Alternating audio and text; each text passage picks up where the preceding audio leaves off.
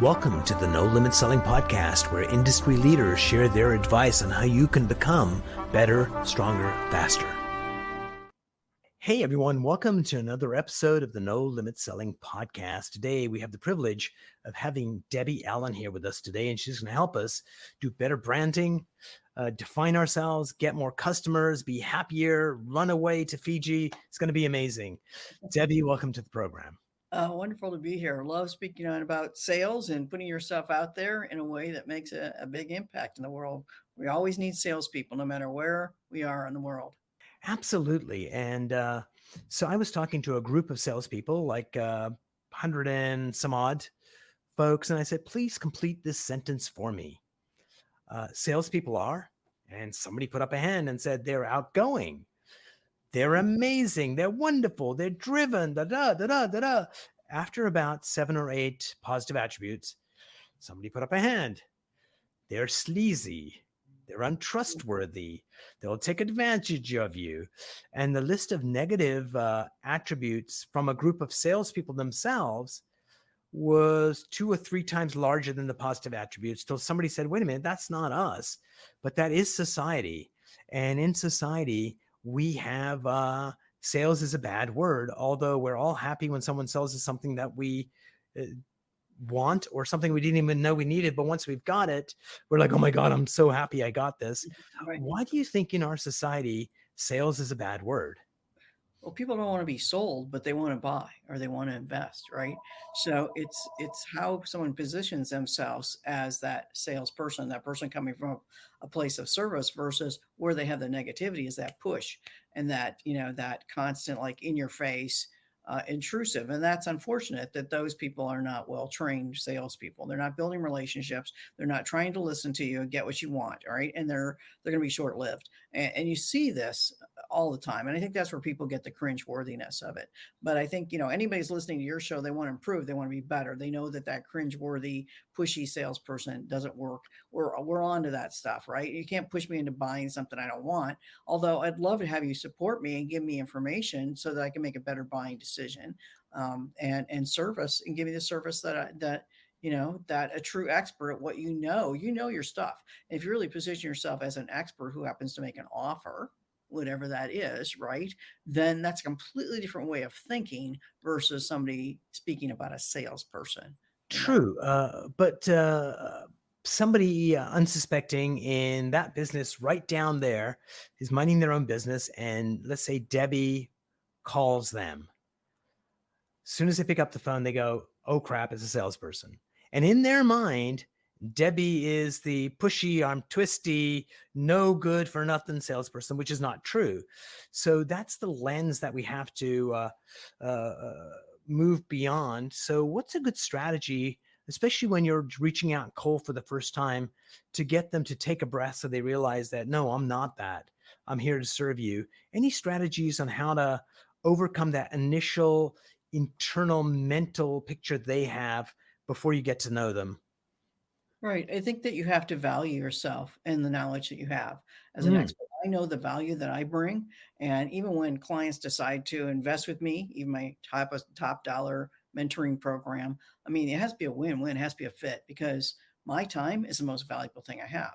I value their time and I expect them to value my time as well. So even before anybody gets a chance to get on a call with me, they're going to have to fill out what I call as an application to a call. So they're going to have to answer some questions, make sure they're a right fit. So I actually have kind of guidelines around somebody having, reaching out. I don't just go, hey, get a free coaching call. It's, I don't do it that way at all. And Nice. so I take it very seriously that I can only help a certain number of people personally, especially if they're going to spend time with me. So to get that call, they have to, apply, and then they win the application. And then I go, okay, now here's my schedule. I don't just give my schedule away to anybody, because my time is, time is the most valuable thing. And so then when I get on the call with them, I know already what the problems are and I have the solutions. So it sets me up for success, sets them up for success, what they're going to hear from me and the support. And so my goal on a call, and then this is just strictly a call, is if, they're moving to a call, is I give 20 minutes of listening,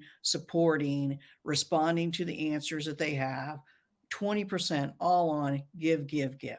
Don't sell it all. There might be some seeding in there, talking about case studies of stories of other people you might have helped, but it's totally focused on them. And then at 21 minutes, I mean, I'm watching my clock, right? 21 minutes, I go, now, because I'm in supporting them. Is it okay with you if I tell you a little bit more about the services I have that I believe they'll support you? And based on your conversation, this is where I think, would be a good place for you. No one ever says no because you're giving them support. Where a lot of people go wrong is they undervalue themselves. They give way too much time. And now you've broken down the value and people don't want to invest because they're like, you've given it away. Or you've gotten pitchy or salesy way too soon before you built a relationship. Everything is a relationship where you're talking on Zoom, conference call, one-on-one, face-to-face. You've got to build a relationship and it's got to be real. And people can tell if it's fake or not. And I always say, put your head and your heart together and come from a place of service. You're never going to go wrong. Absolutely. And I really like that. And I especially like the survey assessment, the tools that you have before they get on a call with you, because it does two things. Most people have a etheric sense of what the issue is. And by forcing them to actually articulate it and write it down and think about it, it focuses them on what the issue is as well, which I think is helpful. Plus, it allows you to help them in a higher way. So I love that. It does three things. Number one, it helps them think more clearly on what they want. Two, it creates a filter. Only people that are interested are going to go through the process and come on the other side. And number three, you can be of the highest value to that person in that 30-minute call. And so it just is a win-win-win. So bravo. Exactly. Yes. And in person, I'll give you an example of this. We were just buying some high-end patio furniture. I live in Phoenix, Arizona, so we're like, it's like going into spring when we go into fall. Hmm. Like, oh, we can be outside again. It's not 190 degrees. So we're looking at this furniture, and it's like 20 grand. It's like, we're not going to like drop it. Like, we're going to shop around. So we went to three different patio furniture stores the same day, completely different experiences. One was like they're kind of moving the store around, kind of not paying attention to you. Like, okay, do your own thing. Let me know if you need help. Basically, I don't want to help you, right? The other one was, very good. He was there, but he wasn't pushy. But I think that I didn't have enough options of what to look at. Then the third one was like, oh, okay, a lot of great options. This is it. But this person was so phony that it was like too nicey nice. Oh, can I get you water? Oh, this and just like, ew, I just wanted. It wasn't even the pushy stuff. It was like she had been taught this is how you're supposed to engage people, and it just wasn't authentic. And she felt by like me being overly nice, it's going to make me look like a nice person, and you're going Mm. to want to buy from me.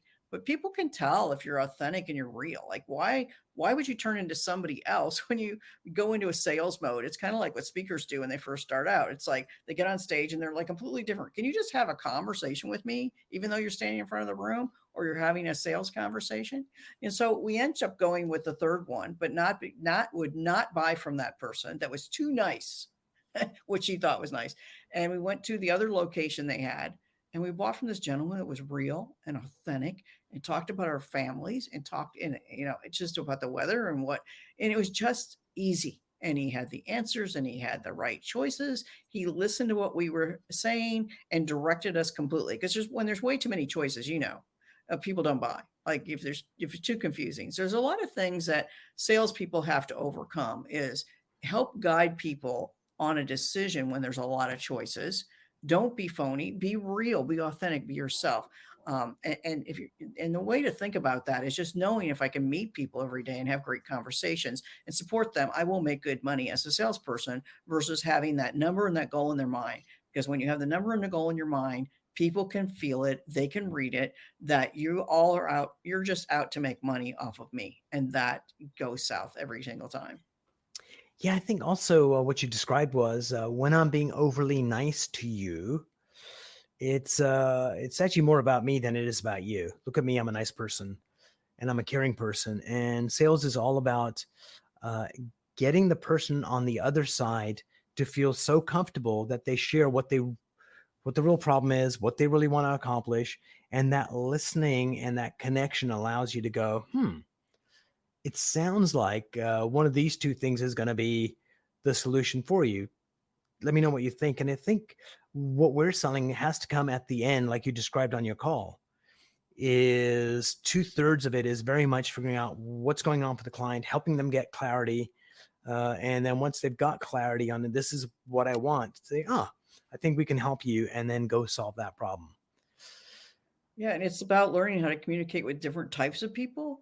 And being able to read body language. I mean, there's everything with the skill sets of a salesperson. Isn't just how you deliver the message, how you communicate that. Is reading body language.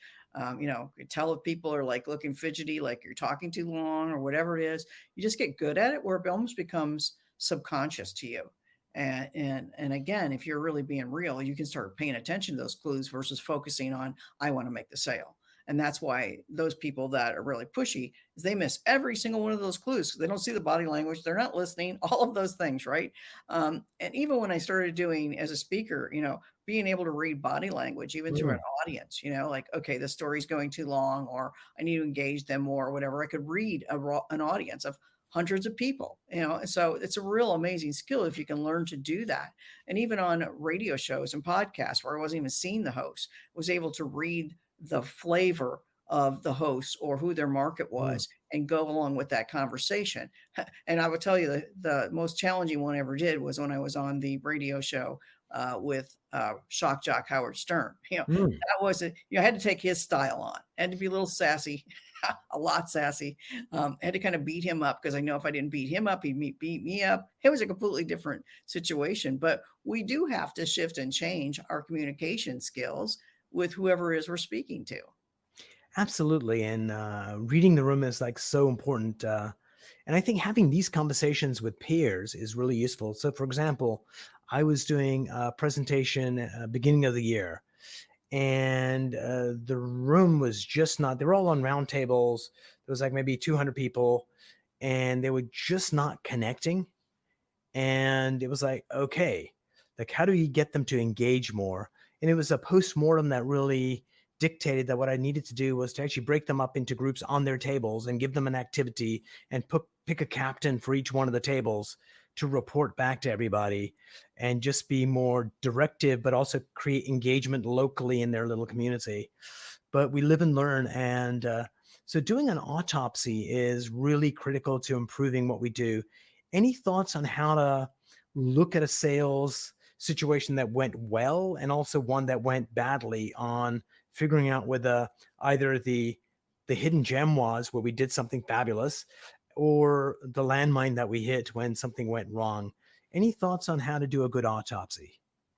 Yeah, I think that, if you do a prospect call, let's say you're talking to somebody or you're meeting somebody, and you think that went really great, they're going to become a client and they're going to drop down that big chunk of money, and they've got it. And then all of a sudden, it's like you get crickets. Like, why are they not responding to me? Right? You miss something along the way. I always ask for permission if I'm doing a call with somebody on a phone, a Zoom call. I like Zoom.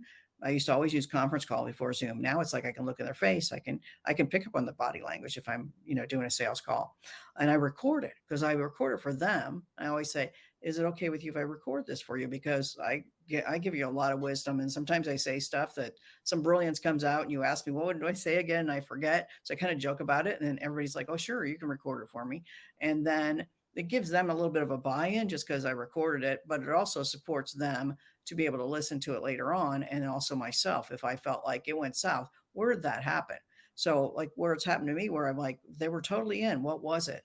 Was it the money? Was it the time? Those are usually the two biggest excuses people have: money and time. So, if you can overcome those, like, okay, you're working with another coach right now. Do you need to finish that up? Maybe the timing is better here. We didn't talk about that. Or do we even talk about the money? Like, maybe we didn't even have a conversation. Is this in your budget? Does this work for you?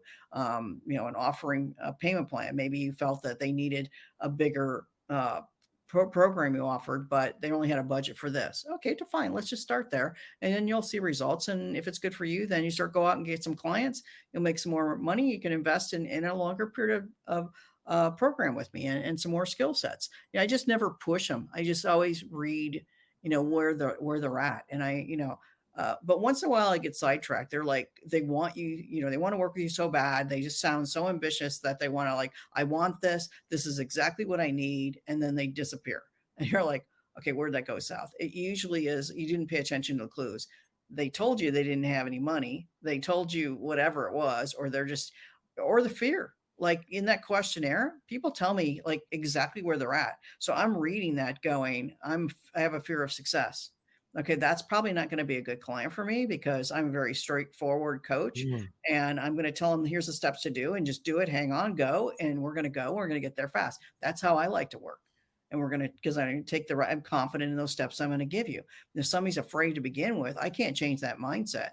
So I really pay attention to mindset clues. And then if Oh, somebody's out going nice. out, like, even looking at a new car, like I want to get a new car, like, I'm in a Mercedes gal for many years, and it's like I'm ready for my lease is coming up. I don't know if I want to buy the car. I don't know if I want to lease another car. I haven't decided yet. And I just keep getting these, these messages, and no one's reached out and actually said, hey, well, let's set up a conversation. It's just they're trying to get me to an appointment. Like, let's you have a conversation around this, and let's see what timeline works for you. I probably would have set up a call with them versus like I just keep ignoring it until the date gets closer and then I'll make a decision, I guess. I don't know. I'm not ready to make a decision yet.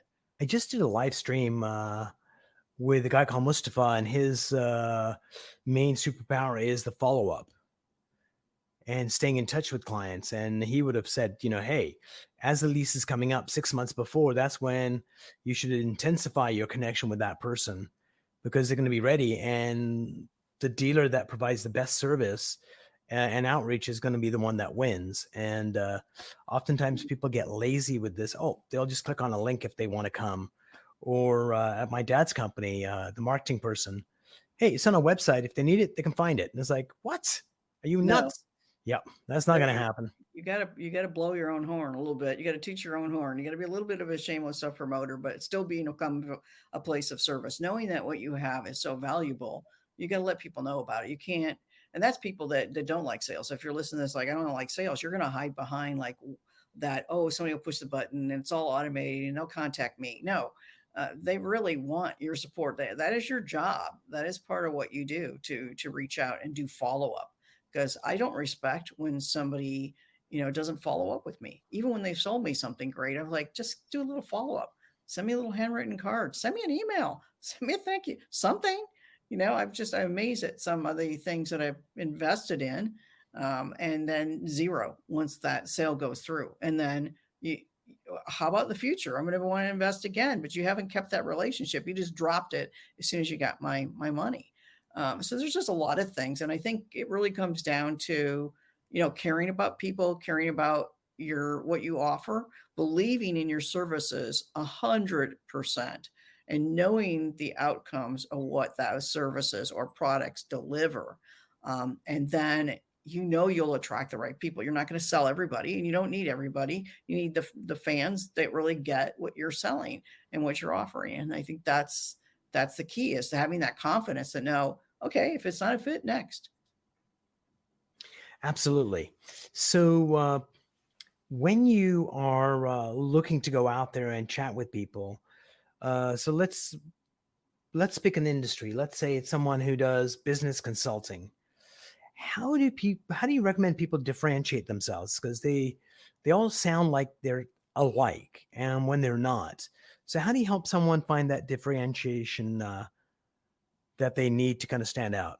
Yeah, well, that's where my brilliance is helping people position themselves as experts and then pulling out that uniqueness. And I'll give you an example of someone that's like kind of a random, thought, is that this gal was an art teacher. She for 20 years, she was an art teacher, made no more than $45,000 a year. Good Mm. teacher, bad teacher, didn't matter. Had no idea how to be an entrepreneur. Never got paid to speak ever, but she wanted to speak on the topic of gratitude. Somebody says, oh, you got to meet Debbie Allen. She's been a speaker for 25 years. She can help you position yourself as a paid professional speaker. So she ended up being a client of mine. And what she said to me is, I don't even know how to be an entrepreneur. I don't know how to go out and make money. I just got money like a paycheck. I'm like, and I've been an entrepreneur my entire life. So I've never even applied for a job. So I'm like, I never even thought of that process. Well, of course, I got to go make money, right? That's just a different mindset. So first of all, I had to shift her mindset. Then I had to teach her how to be an entrepreneur, and I had to teach her how to sell. She didn't want to sell, and then she had to sell speaking engagements. And so I found the uniqueness in her was not gratitude. It was that she went back to school and learned neuroscience, and then put together the concept of neuroscience, how the brain works, with gratitude and then Mm, combine this together. I said, ding, ding, ding, this is it. Like she's telling me, she doesn't even see it. Like I see it right away. Like, okay, this is what's going to position you as a speaker, as an expert when you're selling things to people, because you're always selling yourself. You're always selling, she's selling the next speaking gig, she's selling the next course, whatever that is. And so learning the skill of not only being able to position that of what makes her unique and then how to communicate that so that she makes an offer where people are going, oh, I see, if I learn this, what benefits I'm going to get. And they're really lifetime benefits, because if you can change somebody's mind or change somebody's personal life, it can benefit them for life. Even teaching them the skill of sales, which I do, they want to be speakers, but I go, you need to learn how to sell, because how do you think you're going to get speaking engagements if you don't sell? How do you think you're going to have just one income stream as a paid speaker? You need to have other income streams. You need to learn the skill of speaking and making an offer. And there's a talent and there's an art and there's a system to that. And then when I teach them that, they start making money a lot quicker than other people that are going down one path and one income stream, because they've learned how to do it so authentically and real. It's like just opening up the door and say, come on in, come on in. I can only teach you this much in this short amount of time, but come on in and we work together. I can teach you at a deeper level, and I'm going to teach you lifetime skills that you've never learned anywhere else. And the value of teaching lifetime skills, I mean, that you think that's the hardest thing to sell is what they call soft skills, right. but it can change your whole life, because once you've learned it and it becomes part of your core values, it's what you do every single day. And it changes every part of your life. Absolutely. Debbie, what's a book you'd recommend that people read? Well, I would have to recommend my book. Absolutely. Yeah, my newest book is expert positioning, and that for anybody in sales or wanting to know about sales, it's like it's going to cut your sales process down, your marketing process down, just how you've positioned yourself, the Absolutely. foundation of who you are and what makes you unique. And one of my favorite salespeople, any book by Joe Girard on sales, Oh, you yeah. know, I don't Is even he know. still around? I don't know. I was going to say I don't even know if he's still around. I'm still a fan. He was old when I got his first book. It was about car sales a long, Yes. long time ago. Started me on the path. Right. Anyone like in the Guinness Book of World Records selling the most cars. It was all relationship building and stuff. And I used to have an autographed picture on my office wall of Joe Girard. I doubt that he's still around, but he was my inspiration. So any of his books, I think, were the best sales books I have ever read. If you like more edgy sales skills, Jeffrey Gitomer, I just was on Mhm. his podcast last week. I mean, Sell or Die. Powerful, different energy. There's so many different ways to learn different things, but all that stuff. I mean, I've read everything I could probably put my hands on in sales, but those two people were probably the ones that really made me really stand out. And the other one would be anything on how to get yourself influence others, the power of influencing others. And I think that's the title of the book, something on power of influence. Um, those have probably been the most impactful books I've read on the sales and the start of that. My book's expert positioning is really just how to position yourself as the best in the industry on what you offer, and claiming a title like a tagline, and going out and even people that wouldn't think about being using public speaking to get business, are it's one of the best ways possible, because it positions you differently than everybody else. It's in a room of like a networking room that's trying to sell themselves one-on-one individually, which is very painful. It's networking on steroids when you're in the speaker in the front of the room. Yep, you have this gravitas and this stage and use it. Debbie, it was a joy chatting with you. We're going to wind down the show and put all the links so people can get a hold of you. Uh, any last words before we part company? Yeah, I've got a great free gift, expertpositioningsuccess.com. You're going to put that in there. That's really where it can show you how you can make money from your expertise. So if you want to not only position yourself, but you want to position your expertise to help other people, it's like that's kind of like taking off one hat and putting on another and going, hey, I have years of knowledge in what I teach. I could teach other salespeople this. So if you want that type of business where you really want to become that expert and then do online courses, do speaking, whatever, that really will help you. There's an action guide there and a 30-minute video on that website and a business plan to put together. Oh, love it. And that's really where I started. I was just happened to be a speaker, but I wanted to be an expert at something and just share the knowledge I had about success with people. Brilliant. Stay tuned. We'll chat after the show.